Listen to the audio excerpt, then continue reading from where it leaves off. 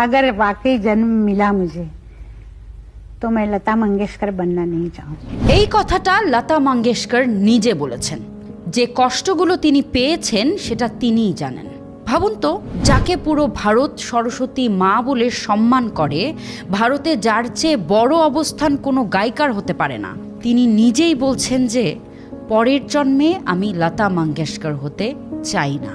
এটা ঠিক যেমন হলে টাটা আম্বানি বলতেন আমি টাটা আম্বানি হতে চাই না, আর শাহরুখ বা সলমান বলতেন আমরা নিজেদের মতো হতে চাই না। কিন্তু আমরা সবাই তো এসবই হওয়ার জন্য দৌড়াচ্ছি, তাই না? যদি সুখ টাকায় না থাকে আর নাম অবস্থানে, তাহলে সত্যিকারের শান্তি আসলে কোথায়?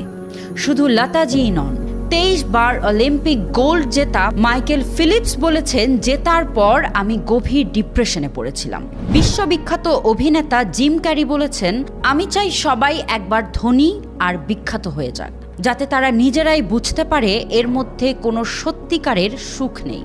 বিশ্বের ধনীতম মানুষদের একজন ইলন মাস্ক বলেছেন, আমার মাথায় সারাক্ষণ একরকম ঝড় বয়ে চলে, হয়তো কেউই আমার মতো জীবন চাইবে না।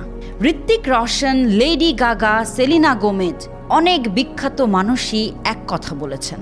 তাই এই ভিডিওটা শুধু একটা রিমাইন্ডার, আরও আরও আরও পাওয়ার পেছনে দৌড়ানো বন্ধ করুন, কারণ মায়ার কোনো শেষ নেই।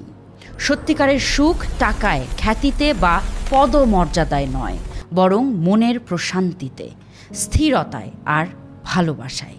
চলুন একসাথে এগিয়ে যাই সেই রিয়েল হ্যাপিনেস আর ব্লিসের দিকে, যা সত্যি কখনো ম্লান হয় না। ভিডিওটি ভালো লেগে থাকলে like, share, comment and follow করতে ভুলবেন না। আমি প্রিয়া রানী ছেত্রী।